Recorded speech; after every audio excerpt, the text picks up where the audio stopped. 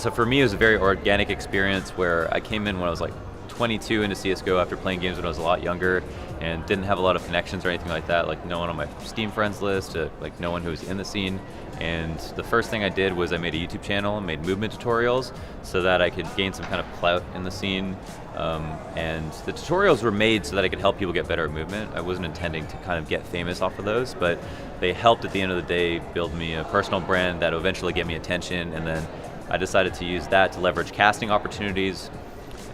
I actually responded to a ESEA post from Sadokist where he was looking for a caster for LAN ETS. It was a volunteer position, and I sent him a video I made on YouTube, and it was private. It was really bad, and he said, "You're actually terrible, but you have a good voice. So sometimes that's all you need. We can work on the rest." So he actually brought me out to ETS, and then someone from SIVO was in the stream. They saw that and gave me an opportunity at SIVO, and then from there it was just LANs and everything like that.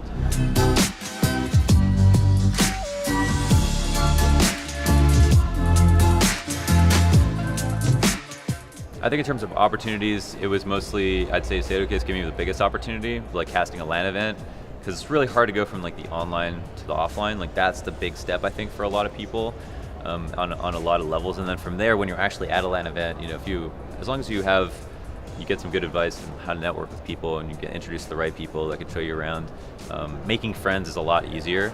And so I would definitely credit like a lot of, at least the casting portion of what I do, and I do content on YouTube and some other stuff, but the casting portion I'd say has a lot to do with Sadokist. So I would say that no matter what you get good at, whether it's video content creation, casting, or even if you go into another field in another job, networking is going to be one of the most important skills you can have. I think it's really great to be good at what you do, and you should always strive to work hard and be good at what you do, but a lot of the times somebody who isn't necessarily the best person in the industry is not necessarily going to get the job over somebody who's close to somebody who can give them that job. So having the right friends is very important, and I think it's a harsh reality for a lot of people, but developing the social skills, especially if you're going to work in entertainment, which I mean, it's more fair to say that, if you're a sociable, likable person, you're going to get more work in entertainment, that makes sense, right? That's applicable to what you do. You got to get people to like you. And you got to get one person to like you, and then when you're on camera, you got to get thousands of people to like you. So that's a skill that you should try to develop, and always think about talking to people.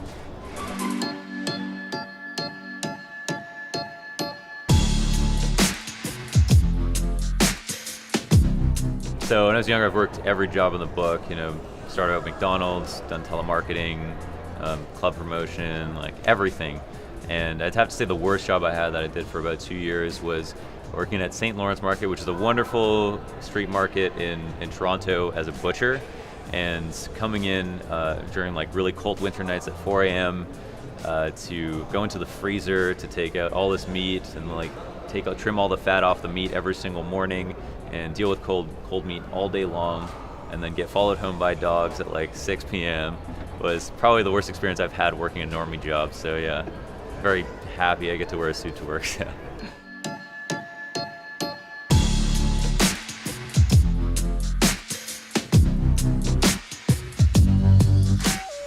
When I first started out my YouTube channel, I used to have a whiteboard, and I would keep track of all the subscribers I had every month, and it was like 20 subs for the first month, and then maybe 50 for the next month.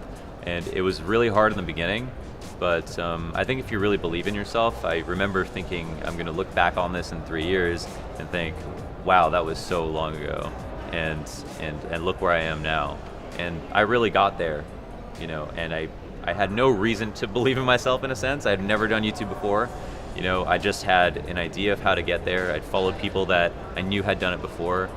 I think if you have the right idols, like I had Purge Gamers and Husky StarCraft, a couple of channels, followed their model and just went step by step and built brick by brick with my audience and all the videos. I think that with just the hard work, you can get to wherever you want to be. And we have even though it's very competitive in the market today, everyone's got an internet connection and everyone can make a YouTube channel. At the same time, you've got a lot of resources to improve too. So I think if as long as you're dedicated and you follow the right people, you can do it too.